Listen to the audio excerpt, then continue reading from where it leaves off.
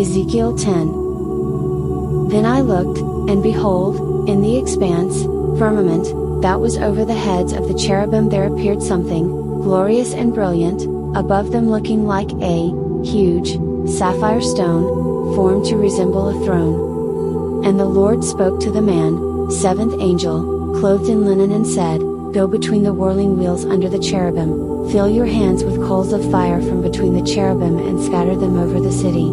And he entered as I watched. Now the cherubim were standing on the right side of the temple when the man entered, and a cloud, the Shekinah glory of God, filled the inner courtyard.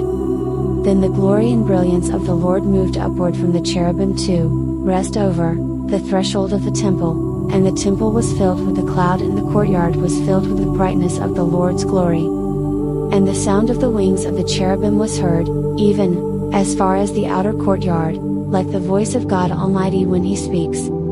It came about when He commanded the man clothed in linen, saying, Take fire from between the whirling wheels, from between the cherubim. The man entered and stood beside a wheel. Then a cherub stretched out his hand from between the cherubim to the fire that was between the four of them, and took some of it, and put it into the hands of the man clothed in linen, who took it and departed.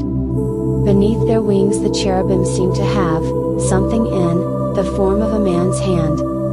Then I looked and behold, there were 4 wheels beside the cherubim, one wheel beside one cherub and another wheel beside each other cherub, and the appearance of the wheels was like a sparkling Tarshish stone beryl. As for their appearance, all 4 looked alike, as if one wheel were within another wheel.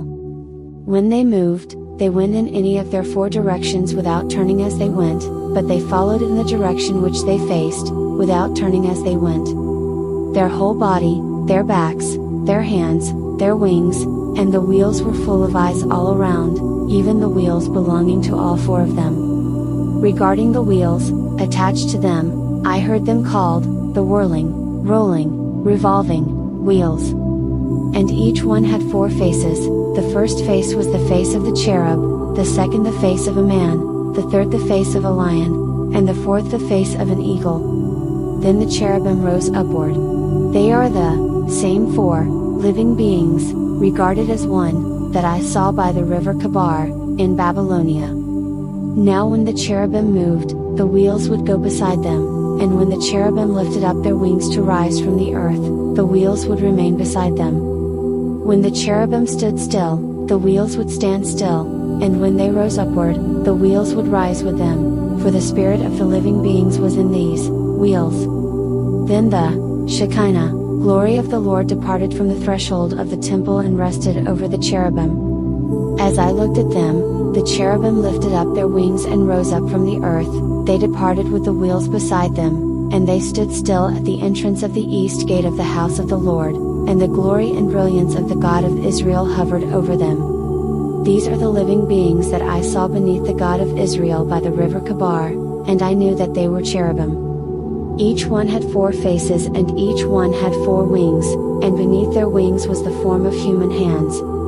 As for the likeness of their faces, they were the same faces whose appearance I had seen by the River Chebar. Each one went straight forward,